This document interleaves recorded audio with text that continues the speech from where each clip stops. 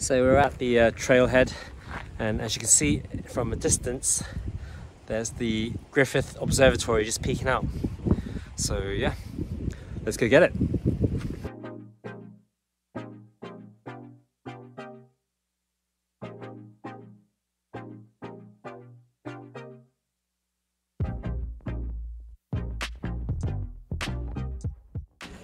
We finally made it, the Griffith Observatory.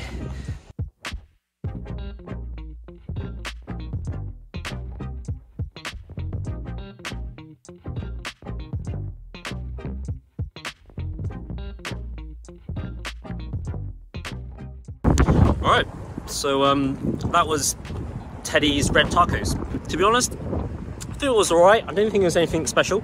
We're going to be getting up really early tomorrow, so we can complete not just one, but 2 hikes.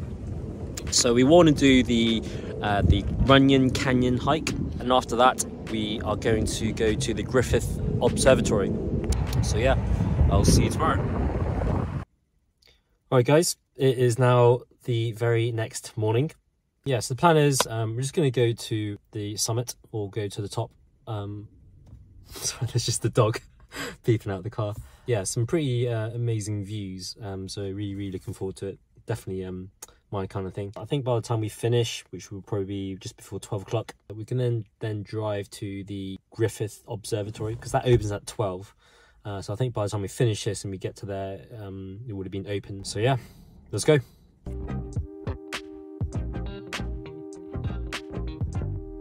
Right, so we've just started at the trailhead. I really love being in the outdoors. I think I only just started picking up hiking after my trip to Norway. I was in Bergen, the rainiest city in Europe. I was up hiking the Norwegian fjords.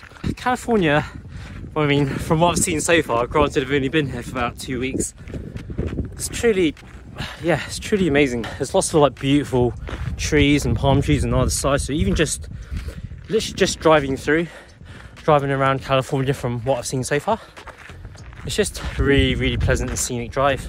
You can even see like the mountains just behind Pasadena from a distance, even when you're driving, and it's just beautiful.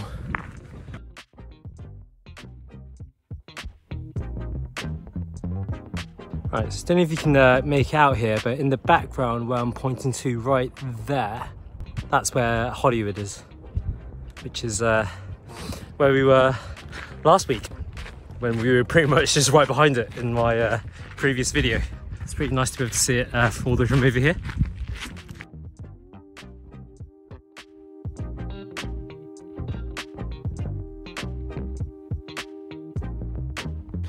Alright guys, so we've now just finished the Runyon Canyon hike. I know we just hiked up to the top, but for me, still a very nice, relaxing way to start the day.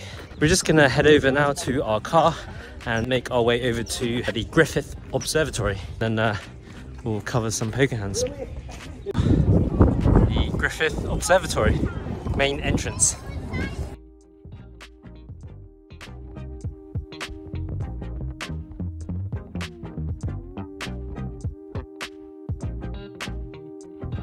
Science, moon, the sun and the stars.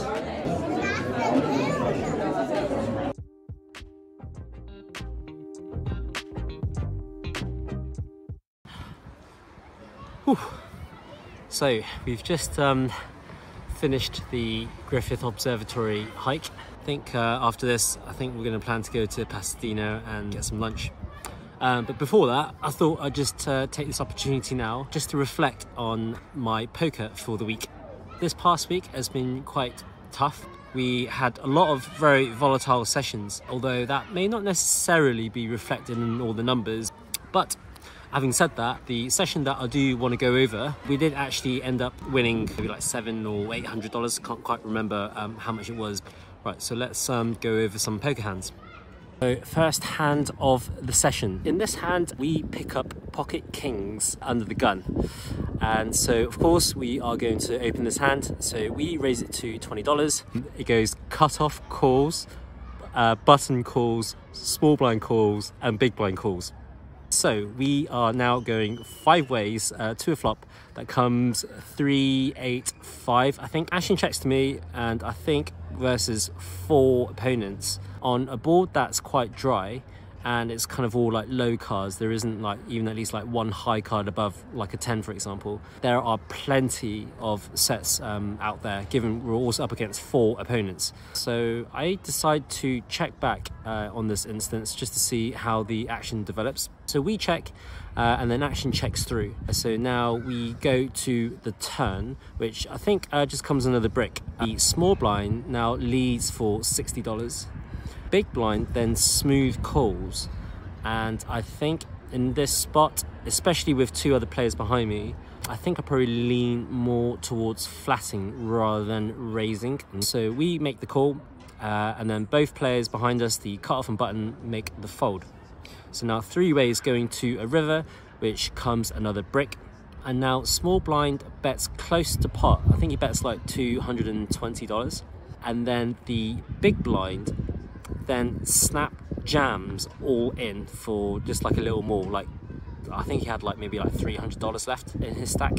Now I am obviously not very happy with the situation. If big blind just called, I think there's ace jack in that, but when he jams, I don't think he has ace jack anymore. I think he's most likely got 2 pair plus, most likely he's flopped the set. So we reluctantly make the fold, and big blind showed pocket ace for the winner. So yeah, not a great start to the session, but hey, at least we make the right decision.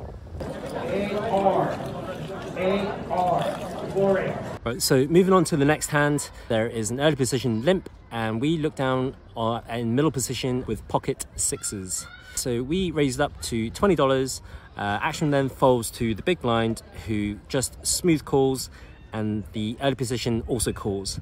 So we are now going 3 ways to a flop, which comes 7-7 deuce, 2 clubs, and we have the 6 of clubs. So something that you don't see too often is the big blind now decides to lead into this flop into 2 opponents. So he bets $30.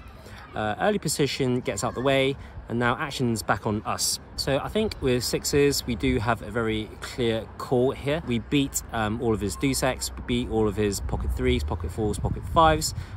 Occasionally, I guess he can have an overpair. So we decide to continue with a call. Now the turn comes a 6. So now the villain decides to continue barreling here. So he bets $60 into us. So when he bets a 60, he's got like $175 I think left in his stack. So especially with a hand as strong as a full house, I don't think I like raising here, especially when he can still continue barreling with all of his bluffs, and even with his value if he does have a 7, and even with like worse value hands like smaller pocket pairs. So with all that considered, we decide to continue with a call. And now the river, I'm not sure how I feel about this one. So the river now comes an ace. The flush does brick out. And now villain decides to check. So I was very, very sad to see that. I guess he doesn't like the ace, given we can have some ace high flush draws that missed and now just improved to top pair. But when he checks to us, then of course, you know, we have a no-brainer jam here. Right, so we go all in, or at least I should say we tried to go all in like 5 times. All in. All in. How much? All in. All in. Okay. All in. I don't know what it is. I think maybe it's just the British accent. Maybe I should try saying it in an American accent. Our villain goes deep into the tank, and he's like humming and harring, and he's like, oh, he doesn't really like the ace, and he's looking at me, he's staring me down. But then fortunately, he decides to call. So we show him the goods, and then he then shows pocket queens. I was very, very surprised to see a hand as strong as pocket queens there. So luckily for us, we spike the turn and we get to drag this pot. So in this hand, I think there's like 3 limpers from like middle, like late position. And we look down in the small blind with ace king. So we put in a raise here to $45. And then only the cutoff and button makes the call. So 3 ways to a flop here, which comes ace, queen, 7, 2 spades, and I think we have a spade in our hand. So with this hand and on this flop, we definitely want to be c-betting here. So we put in a bet of $55, and then the cutoff thinks for a while before making the call, and then the button folds. So we are now heads up to the turn, which comes a brick. So at the moment, I'm putting villain on just an ace-x or a flush draw, and I don't think either of these hands, when check to, are going to be betting the turn here, just purely because, you know, given the aggression that I showed pre-flop, his ace-x is most likely going to be weaker than ours, so he doesn't want to be value owning himself, and nor does he want to be betting when he's got a worse hand if he does run into an ace-x, which we do have. So with that in mind, I decide to double barrel for $160. He is giving off a pretty honest tell here that he doesn't really have a strong hand, but then he's got this kind of hand that he doesn't really want to fold either. So after humming and hawing for maybe like a minute or so, he then decides to jam his remaining stack in. So of course we snap call, and now I guess I'm just praying for Novi's spade, I guess,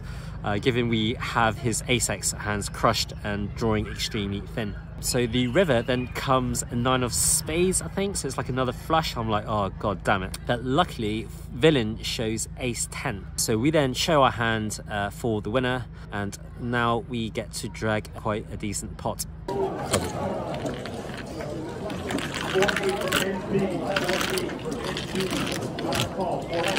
Right, so shortly, very shortly after the ace king hand, when we were just stacking our chips, we then run into this next juicy hand.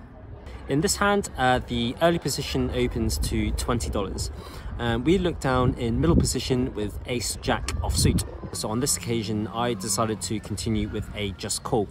Ashton then folds to the big blind, who then also makes the call. So we are now 3 ways to the flop, which comes jack 3-5, I think, rainbow.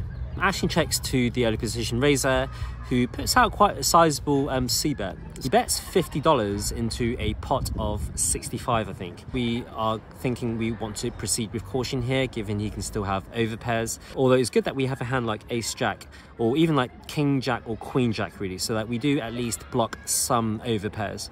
So in this case, we block aces. So clearly, we're not folding here. We do want to continue through at least one more street, even versus this sizing. So we make the call. And then big blind, who's quite a loose rec player, he also decides to come along for a call. So we are now 3 ways to the turn, which now comes a brick. Action checks to early position, and right now I'm just kind of thinking, well, I'm kind of hoping that that early position doesn't now put in like another sizable double barrel, because if he did, I think I would most likely fold ace jack. And the reason being is that most of these guys actually play pretty honestly. So if you did put in like a huge, well, not huge, but if you did put in quite a sizable double barrel, I think he would only do it with hands that beat ace jack. So very, very curious to see what sizing early position decides to make here. And fortunately for us, he decides to bet an amount to the tune of $70. So given the size of the pot, this is actually quite a small bet. So with this small sizing, I'm reasonably confident that we have the best hand here. So we decide to continue with a call.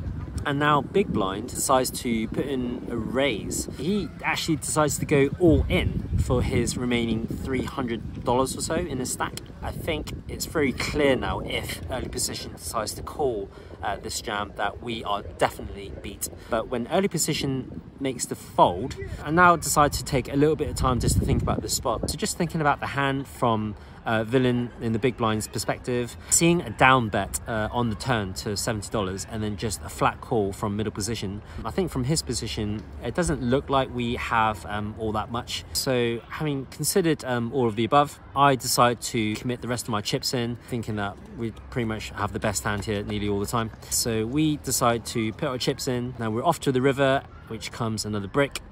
We show our hand.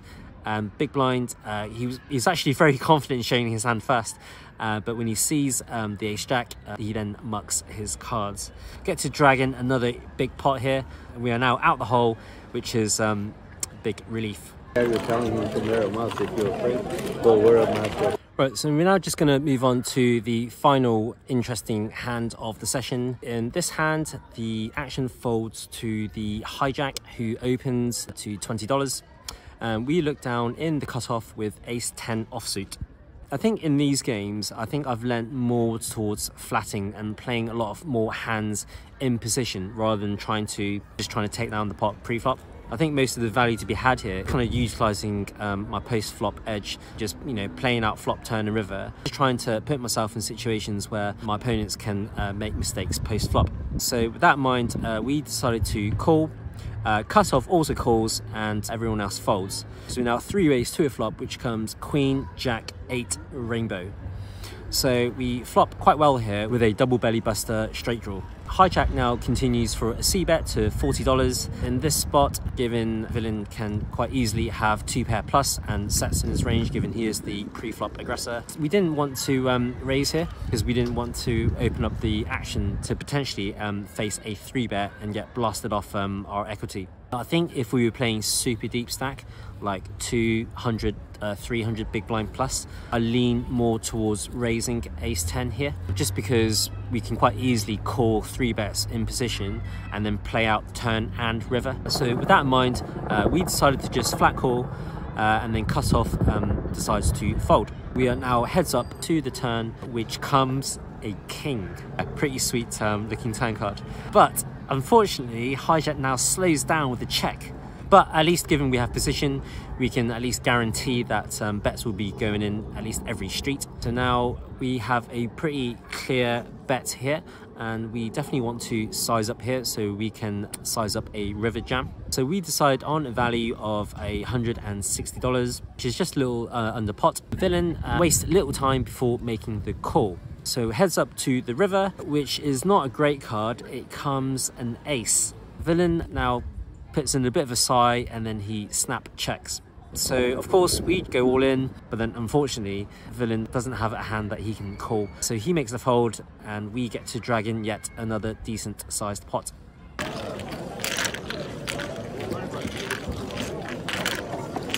Right, so that concludes all the interesting hands. A session that I heard earlier last week. From playing in a session where we started almost 1,000 down to then finish up about $700 was a pretty massive win for me. So for the second week, thanks to that session, we ended up in profit for about just under $500. Given the week that we had, the volatility that we had, and the amount of coolers that we kind of ran into in the other sessions that we played in, it just feels like quite a big win that we didn't even lose any money this week.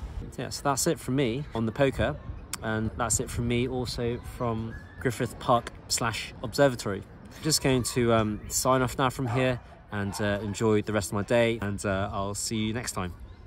Peace.